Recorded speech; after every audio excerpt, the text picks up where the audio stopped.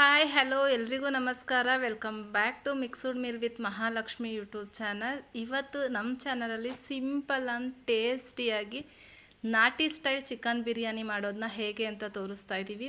ಅಂಗಡಿಯಿಂದ ಯಾವುದೇ ಥರ ಎಕ್ಸ್ಟ್ರಾ ಪೌಡ್ರುಗಳೆಲ್ಲ ಹಾಕದೆ ಕುಕ್ಕರಲ್ಲಿ ಸಿಂಪಲ್ಲಾಗೆ ಮಾಡೋದನ್ನ ತೋರಿಸ್ತಾ ಇದ್ದೀನಿ. ಹಾಗಾದರೆ ರೆಸಿಪಿ ಸ್ಟಾರ್ಟ್ ಮಾಡೋಣ.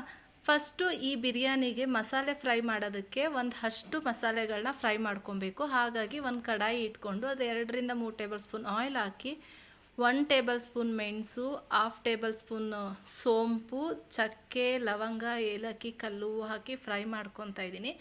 ಜಸ್ಟ್ 1 ನಿಮಿಷ ಫ್ರೈ ಮಾಡಿ ಒಂದು ದೊಡ್ಡ ಸೈಜ್ದು ಈರುಳ್ಳಿನೂ ಹಾಕಿ ಫ್ರೈ ಮಾಡ್ಕೊತಾ ಇದ್ದೀನಿ. ಈರುಳ್ಳಿ ಕಲರ್ ಚೇಂಜ್ ಆಗಬೇಕು ಅಲ್ಲಿಗಂಟ ಫ್ರೈ ಮಾಡಿಕೊಂಡು 1 ಗೆಡ್ಡೆ ಆಗೋಷ್ಟು ಬೆಳ್ಳುಳ್ಳಿ, ಅರ್ಧ ಇಂಚಷ್ಟು ಶುಂಠಿ ಹಾಕಿ ಚೆನ್ನಾಗೆ ಫ್ರೈ ಮಾಡಬೇಕು. ಈರುಳ್ಳಿ ಕಲರ್ ಎಲ್ಲ ಚೇಂಜ್ ಆಗಬೇಕು. ಇದು ಫ್ರೈ ಮಾಡ್ತಾ ಇದ್ದಂಗೆ ನಾನಿಲ್ಲಿ ಒಂದು 10 ಹಸಿಮೆಣ್ಸಿನ್ಕಾಯಿನ ಕಟ್ ಮಾಡಿ ಸೇರಿಸ್ತಾ ಇದ್ದೀನಿ. ನಾವು ಹಂಗೆ ಸೇರಿಸಿದ್ರೆ ಸಿಡಿಯೋ ಚಾನ್ಸಸ್ ಇರುತ್ತೆ. ಸೊ ಹಾಗಾಗಿ ಹಸಿಮೆಣ್ಸಿನ್ಕಾಯಿನ ಮಧ್ಯದಲ್ಲಿ ಕಟ್ ಮಾಡಿ ಸೇರಿಸ್ಬೇಕು.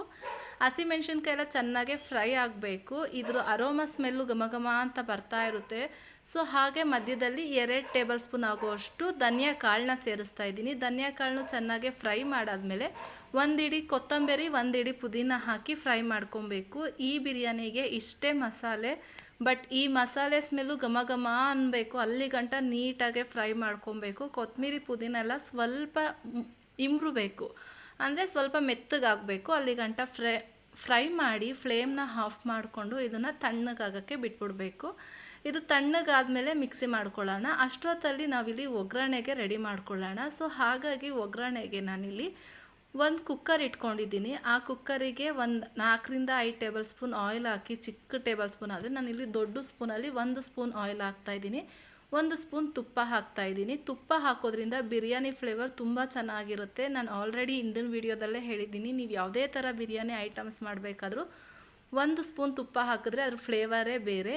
ನೆಕ್ಸ್ಟು ಇಲ್ಲಿ ಮಸಾಲೆ ಸಾಮಾನು ಅಂದರೆ ಗರಂ ಮಸಾಲ, ಚಕ್ಕೆ, ಲವಂಗ, ಏಲಕ್ಕಿ, ಪಲಾವ್ ಹೂವು, ಆ ಸಾಮಾನೆಲ್ಲ ಹಾಕಿ ಸ್ವಲ್ಪ ಲೈಟಾಗಿ ಫ್ರೈ ಮಾಡಿ ಒಂದು ಮೀಡಿಯಮ್ ಸೈಜ್ದು ಈರುಳ್ಳಿನ ಉದ್ದುದ್ದಕ್ಕೆ ಸ್ಲೈಸಾಗಿ ಕಟ್ ಮಾಡಿ ಸೇರಿಸ್ತಾ ಇದ್ದೀನಿ. ಈರುಳ್ಳಿ ಫ್ರೈ ಮಾಡ್ತಾ ಮಧ್ಯದಲ್ಲಿ 3 ಹಸಿಮೆಣ್ಸಿನ್ಕಾಯಿನ ಹಾಕಿ ಫ್ರೈ ಮಾಡ್ತಾಯಿದ್ದೀನಿ. ಮತ್ತು ಕೊತ್ತಂಬರಿ ಪುದೀನೂ ಹಾಕಿ ಫ್ರೈ ಮಾಡಬೇಕು.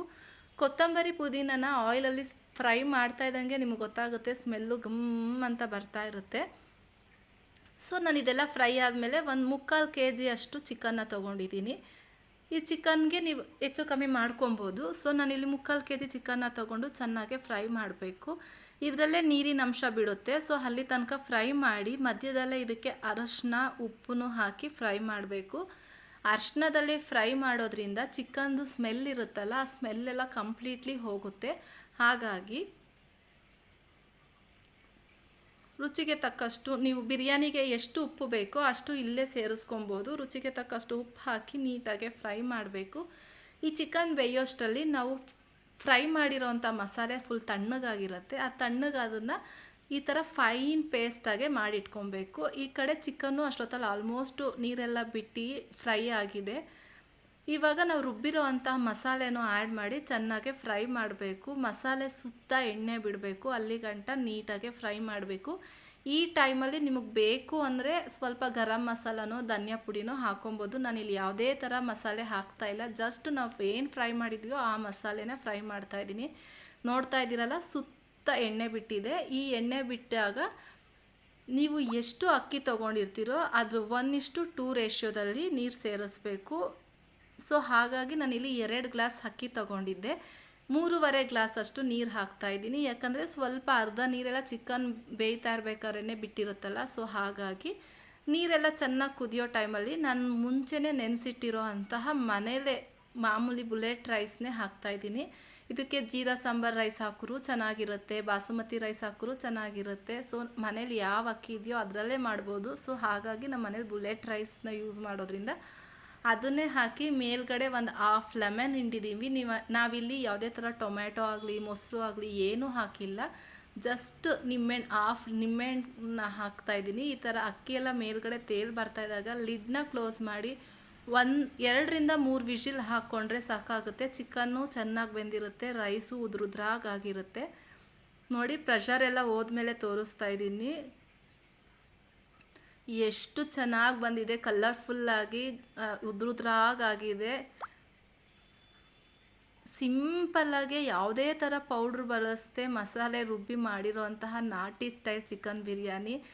ಐ ಹೋಪ್ ಈ ವಿಡಿಯೋ ನಿಮಗೆಲ್ಲರಿಗೂ ಇಷ್ಟ ಆಗಿದೆ ಅನಿಸುತ್ತೆ. ಇಷ್ಟ ಆಗಿದ್ರೆ ದಯವಿಟ್ಟು ಲೈಕ್ ಮಾಡಿ, ಶೇರ್ ಮಾಡಿ, ಕಮೆಂಟ್ ಮಾಡಿ. ಸಬ್ಸ್ಕ್ರೈಬ್ ಆಗಿಲ್ಲ ಅಂದರೆ ಪ್ಲೀಸ್ ನನ್ನ ಚಾನಲ್ನ ಸಬ್ಸ್ಕ್ರೈಬ್ ಮಾಡಿ, ಹೊಸಬ್ರಿಗೆ ಸಪೋರ್ಟ್ ಮಾಡಿ ಅಂತ ಕೇಳ್ಕೊತಾ ಮುಂದಿನ ವಿಡಿಯೋದಲ್ಲಿ ಇದೇ ಥರ ಸಿಂಪಲ್ ರೆಸಿಪಿಯೊಂದಿಗೆ ಸಿಗ್ತೀನಿ. Thank you for watching. Bye. ನಾನಿಲ್ಲಿ ರಾಯ್ತಾ ಜೊತೆ ಸರ್ವ್ ಮಾಡಿದ್ದೀನಿ. ನೀವು ಯಾವುದೇ ಗ್ರೇವಿಲನ ಸರ್ವ್ ಮಾಡ್ಕೊಬೋದು, ಇಲ್ದೋರೆ ಸಿಂಪಲ್ ರಾಯ್ತಾ ಜೊತೆ ತಿಂದ್ಕೊಂಡು ಎಂಜಾಯ್ ಮಾಡಿ. Thank you. ಬಾಯ್.